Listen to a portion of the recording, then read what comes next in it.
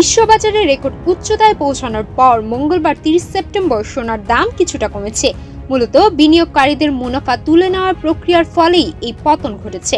তবে যুক্তরাজ্যের সম্ভাব্য শাটডাউন এবং ফেডারেল রিজার্ভের সুদের হার কমানোর জোর সম্ভাবনা সোনার দামকে বড় ধরনের ধস থেকে রক্ষা করেছে। গ্রিনিচ ম্যান সময় সকাল 7টা 23 পর্যন্ত স্পট গোল্ডের দাম 0.7% কমে দাঁড়ায় প্রতি আউন্সে $3085.99। এর আগে এশিয়ার লেনদেনে এটি 1% বেড়ে পৌঁছে যায় ইতিহাসের সর্বোচ্চ $3871.45।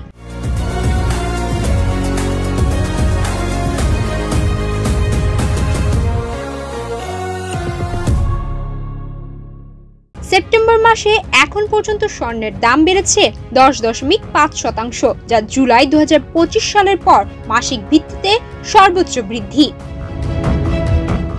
সুইচ কোটের বিশ্লেষক কারো আলবার্তা ডে কাসা বলেন, এটি একটি টেকনিক্যাল সংশোধন, মুনাফা তুলে নেওয়ার কারণে দাম কিছুটা কমেছে, তবে এটি কোনো প্রবণতা বদলের ইঙ্গিত নয়। এদিকে যুক্তরাষ্ট্রের শাটডাউন হওয়ার শঙ্কা বাড়ছে। প্রেসিডেন্ট ডোনাল্ড ট্রাম্প এবং ডেমোক্র্যাটদের মধ্যে হোয়াইট হাউস বৈঠকে কোনো অগ্রগতি হয়নি। শাটডাউন হলে সরকারি সেবায় বিঘ্ন ঘটবে এবং অর্থনৈতিক পরিসংখ্যান দেরিতে প্রকাশ হবে। ডে কাসা বলেন, শাটডাউন থাকলে ফেডারেল রিজার্ভ সুদের হার নির্ধারণে স্পষ্ট তথ্য থাকবে না।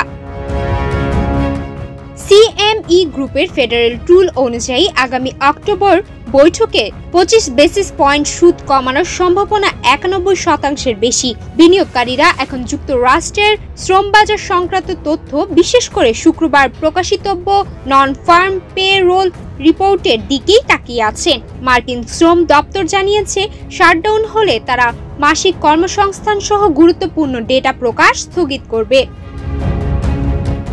বিশ্ববিখ্যাত আর্থিক প্রতিষ্ঠান ইউবিএস জানিয়েছে, অনুকূল পরিস্থিতিতে 2026 সালের মাঝামাঝি সময়ে স্বর্ণের দাম বেড়ে প্রতি আউন্সে $4200 পৌঁছাতে পারে।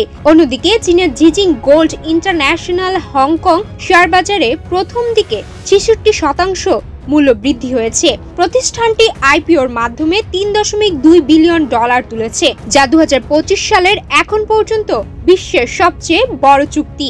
বিশ্লেষকরা বলছেন, সুদের হার কমা, মার্কিন অর্থনীতির নিশ্চয়তা এবং ভূ রাজনৈতিক উত্তেজনা মিলিয়ে স্বর্ণের দাম আরও বাড়তে পারে। সুমায়া মিতু, বাংলাদেশ প্রতিদিন।